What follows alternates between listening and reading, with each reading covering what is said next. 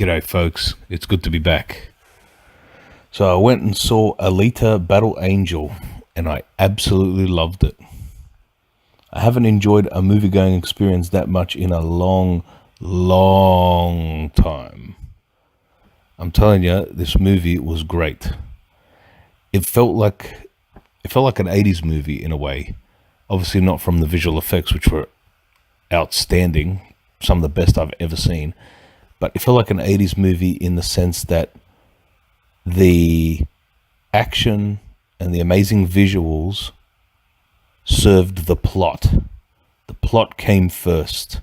The plot and the characters, that came first. The visuals and the action were there to serve the plot. Whereas a lot of movies nowadays, the plot simply serves the action and the visuals. And the movies end up being very shallow and having not much depth to them at all. But this movie, oh man, this had depth and then some. Just the hints of the backstory were hinting at such an expansive universe and lore that, I mean, I don't read anime, but it made me want to go and visit the anime just to find out more about this universe. I mean, the snippets of visions that she was having of her past and battles and things like that are unbelievable. Like the scene on the moon, amazing.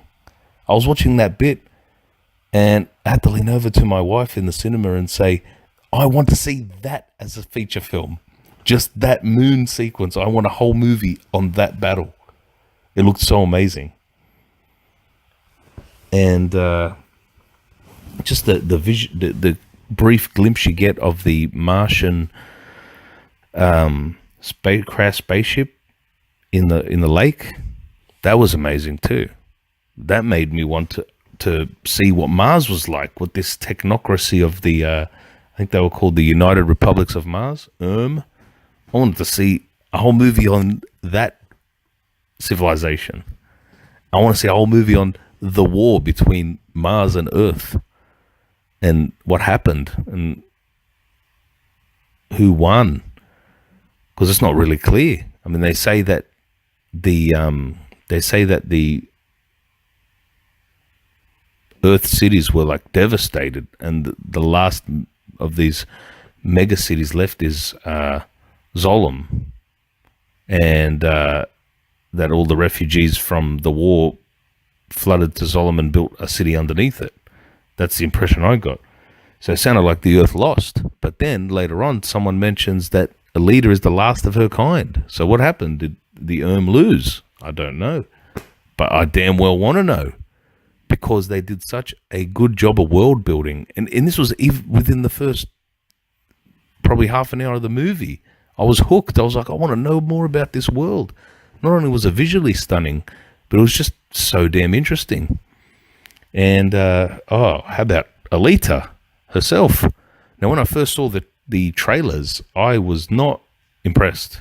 And I thought that the eyes were going to bug the shit out of me throughout the whole movie. But guess what? It didn't.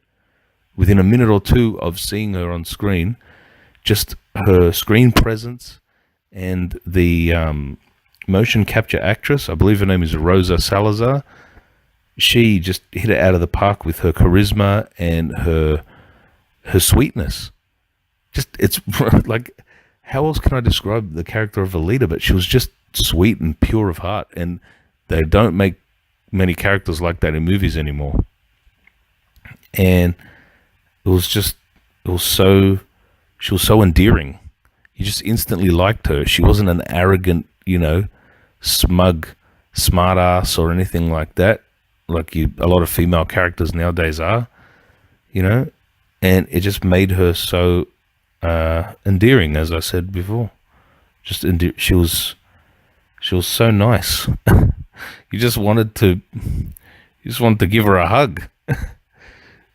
She was just such a kind-hearted person who didn't know her backstory, and she didn't even know her past or where she came from. But she was so innocent and trusting and just wide-eyed, literally, and optimistic, that it was her optimism and her just positive attitude was infectious. I was just smiling every time she was on screen. And the special effects on her were unbelievable. Unbelievable. A lot of people were talking about how it bridged that uncanny valley between photorealism and obvious CGI, and I tell you, it did for me, because I wasn't even noticing she was CGI. First few scenes, I was just in awe of how amazing the CGI was, and then the story was just so gripping and captivating that I completely forgot about it and just saw her as a human character. Well, human mind wrapped in a machine shell. So yeah, all the cast was good. I enjoyed.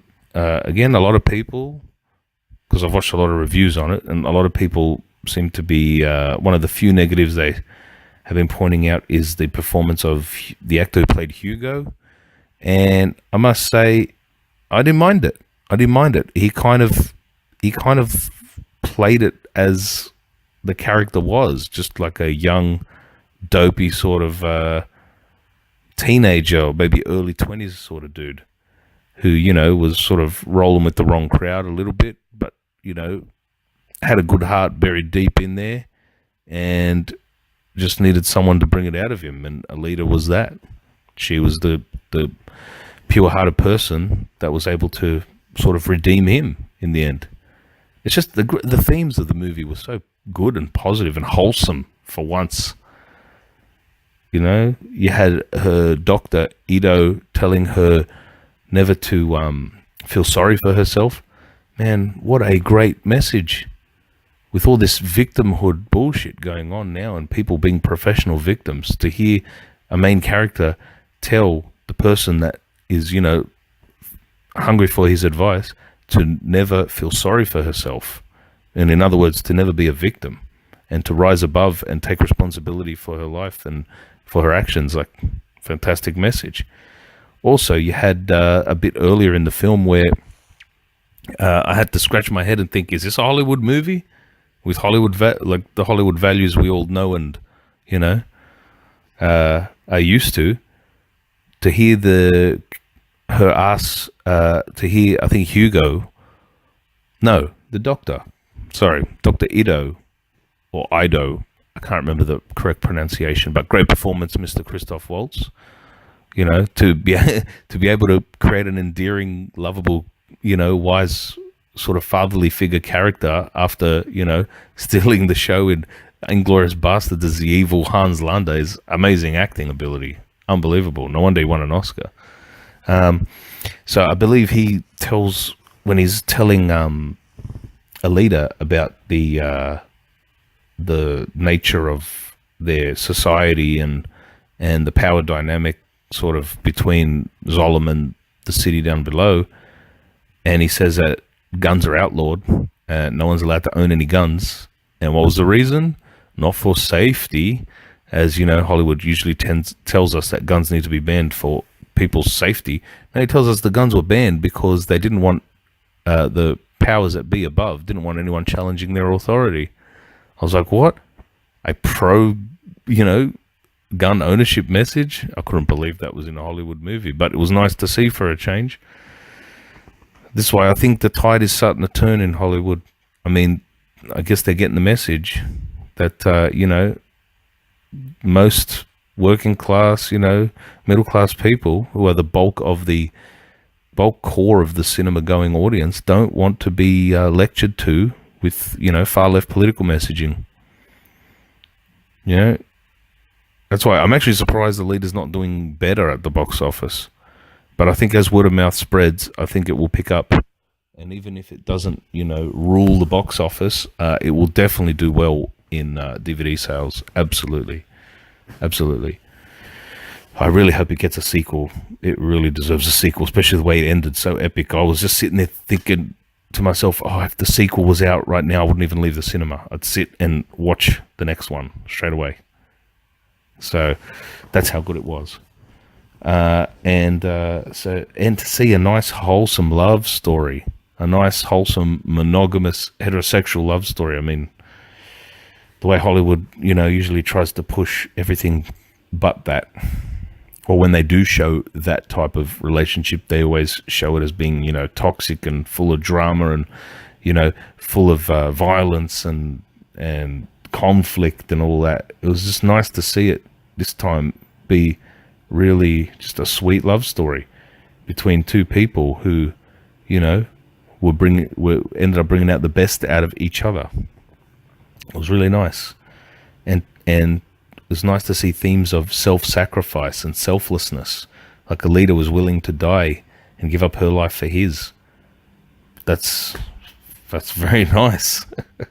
I love seeing that in movies. It's a great theme, and it's a great virtue to promote the ideas of self-sacrifice and selflessness. Those sort of Christian virtues, you don't see them very often in Hollywood films anymore. They're usually denigrated and mocked as being stupid and silly when they do portray that in Hollywood movies. So it was nice to see it portrayed in a positive light and be one of the central core themes of the film. The action was amazing. The mix of fast-paced action and slow-mo, and the way it would just transition between the two was fantastic. And oh my God, my favorite thing from older movies that I hate that they don't use now is, wide angles and steady shots in fight scenes. I can't tell you how many movies I watch, modern films, where they go to that shaky cam bullshit and I can't tell what the fuck is going on. And it looks like the cameraman has Parkinson's. It's ridiculous. But in this movie, beautiful. Put the camera on a nice tripod and let it do its thing. That's the way I like to see what is actually happening in a fight scene. See all the beautiful choreography that, the actors put so much effort into learning. When you do shaky cam, it's all for nothing. You can't even tell what the hell's going on. Oh, but we've got to, make the audience feel like they're in the fight. No, I very much am aware that I'm in a cinema watching it, and, I actually find it more immersive seeing the wide angle shots when I can see what's happening in the action. I get pulled into the movie more that way than, shaky cam to make me feel I'm in the movie. No, it just makes me feel like I'm having a seizure. It's ridiculous. So the action was great, shot beautifully, and the movie was so well paced. There was not a boring moment in it for me. I loved it. My wife loved this movie. So I can't recommend highly enough for folks to get out there, support this movie. If these are the kind of films you want Hollywood producing, movies without obnoxious political messages, you don't want to be lectured to, about political correctness and identity politics, go watch this movie. Even if you're an apolitical person and you just want to go watch a fun movie that is sweet and nice and has great positive themes and has amazing action and is wildly entertaining, go watch this movie. Go watch it, folks. I can't stress it enough. Spend your hard-earned money. If you are so inclined and you want to spend it on films, spend it on this one. That's my recommendation. And if I have to rate this movie, I give it a solid 9 out of 10. And I'm definitely going to go watch it again at the movies because I want to support this movie at the box office. And I'm hoping it will outdo Captain Marvel. I'm doubtful it will because you've got your diehard Marvel fans that are going to go see that, whether it's good or bad. But this is a new franchise that's being born here. Obviously, it existed previously as a manga, but it's a new film franchise that's being born and sold to an audience that is not, for the most part, not into manga. And, if we want this franchise to live on and to grow and get some sequels, we need to boost the box office of this film. And so I hear a lot of people are going on March 8th, the opening for Captain Marvel, are going to watch this movie instead to sort of boost its numbers and send a message that these are the kind of films that a lot of us prefer, rather than, the sort of dreck that they're trying to push out of Hollywood now with, overly politicized movies. If you want to send a message or you just want to have a good time, if you haven't seen it yet, go watch this movie. Highly recommended. 9 out of 10. And I'm expecting that rating of mine may even grow higher upon second and third viewing. I might notice things I didn't notice before that make it even more enjoyable. So that's about it for me, folks. If you have seen it, I hope you enjoyed it. If you didn't, I'm sorry, but I'm sorry you didn't enjoy yourself in this great movie. And what the hell is wrong with you? It was fantastic. I must add that for all the people saying that we're sexists for not liking Rey in the new Star Wars and Captain Marvel, I mean, we love Alita. A lot of us who hate those movies love Alita Battle Angel and think Alita is a fantastic female character. None of us are threatened by her kicking ass or being strong and beating men all over the screen. We think she's a great character. She's well written. She's likable. She's endearing. And she kicks a lot of ass. And none of us have a problem with that. So stick that in your pipe and smoke at SJWs. Ridiculous. She was such a good character. I'll put her up there in my top 5. Hell, she may even crack top 3 best female action heroes. And in mine, you got Ripley, you got Sarah Connor. I think I'm adding Alita to the top 3. So there you go. That's how good she was. And I forgot to mention the villains. The villains in this movie were all pretty good.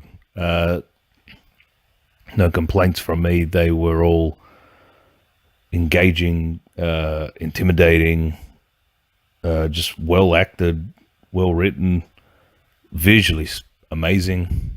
The big guy, I can't remember his name, and I'm going to butcher it if I try, so I won't try it, but the big mountain hulk of a robot guy who keeps getting his ass kicked. He was great. Played by Jackie O'Haley, I believe, who's a tiny little diminutive bloke, but he really filled the boots of that giant hulking machine. He was great. The just newly Oscar-winning actor from Green Book, I'm not even going to try his first name, but of the surname Ali, he was great as Vector, the subordinate to Nova, and Nova, with a fantastic reveal at the end being Edward Norton, just a sinister presence throughout the movie, kind of like the Emperor in the original Star Wars trilogy. Just this sinister presence behind the scenes, lurking, pulling the strings, manipulating, orchestrating events, seeing everything. Very menacing, very well done. So that was also great. And I'd like to end by pointing out the interesting fact. I went to Rotten Tomatoes, and it's interesting. You'll go to Rotten Tomatoes and have a look at The Last Jedi. It's got like 95% or something like that positive rating from the critics, and like 30% from the fans, the actual fans who go and watch these movies. And then I looked at Alita, and it's the inverse. It's like 50 or 60% positive by the critics, which, you know, by any ranking would be considered average. And then 94%, I think it was, 94% user reviews. And that's by like 20,000 fans so far. So, I mean, that goes to show you Rotten Tomatoes and the critics in particular. They're out of touch. They're out of touch with the average moviegoer. I mean, most average people didn't like The Last Jedi. I mean, pulling in $700 million less than the movie that came before is kind of a testament to that. So I'll finish off with this final thought. There's a scene in the sort of last third of the movie that sort of stuck with me as well. As, I don't know, again, it feels like it snuck its way into a Hollywood movie, and maybe the filmmakers didn't intend it to have any kind of relevance to the real world or anything like that. They probably didn't. Maybe they did. I don't know. But either way, I the way it came across to me was quite relevant in a positive way too. So there's a bit where Hugo's crew are sort of talking, and one of the female members says to Hugo's, I assume was his best mate, his best friend, she says to him, "What's your problem with Alita?" Because this friend of Hugo's had a real beef with her. He had this like real weird animosity towards her from the beginning of the movie. And the friend says to her, "Well, she's a Martian. She's, URM. She's their sworn enemy." And the friend sort of just leans into him and says, "Dude, that was 300 years ago. You sort of need to get over it and just move on." And I was like, wow. If that's not a relevant message nowadays to certain demographics who still have hang-ups about things that happened centuries ago that they're so far removed from, have no bearing on their life whatsoever. Yeah, if that's not relevant to today, then, I'll be a monkey's uncle. Because that's the way I saw it. It was like, oh, and did I mention the guy that she said that line to was a black guy? Make of that what you will, but I made of it plenty. Get over your hang-ups, stop blaming certain people for all your problems, and let go of your grudges against people that didn't wrong you in any way, shape or form, just because there's a historical beef with that person's ancestors. That's how I saw that scene, and I thought that was a great message as well for people to let go of this sort of victimhood culture that seems to have penetrated every avenue of society. But like I've been saying, I think the tides of that movement are receding, and it'll be good when it's finally gone. So yeah, just that's about it. I can't think of anything else really. I think I've covered everything that I loved about this movie. I don't really have anything negative to say about it. I don't. Whatever bothered me about it sort of just faded into the background. It was all overshadowed by all the positives and how much I enjoyed the movie. So before I go, I have to mention one other thing. Motorball as a sport fucking rules. It's awesome. If that was a real sport, I'd be watching it. Look, as long as I had a rule that you couldn't kill the opponents, because that's a bit extreme. But apart from that, on screen in this movie, unbelievable. The visuals of that sport are amazing. And also, special mention to Jeff Fahey as the amazing dog handler guy. Oh, the few scenes he was in, even though he sort of just stoically sat there in silence, he just looked so damn cool doing it. He stole every scene he was in, and he was only in like 2 scenes. I think he only had 1 line of dialogue as well. But he had like a metal jaw. Jeff Fahey with a metal jaw. Sorry, but that's just awesome. And robot dogs. So that's Battle Angel Alita. Rush to the cinemas. Please, folks, go and see this movie. And you won't regret it. It's fantastic. So I'll leave you all with that. And I hope you all have yourselves a great day. Take care. Please like, share, subscribe, and leave a comment if you are so inclined. God bless you all, and I'll see you later.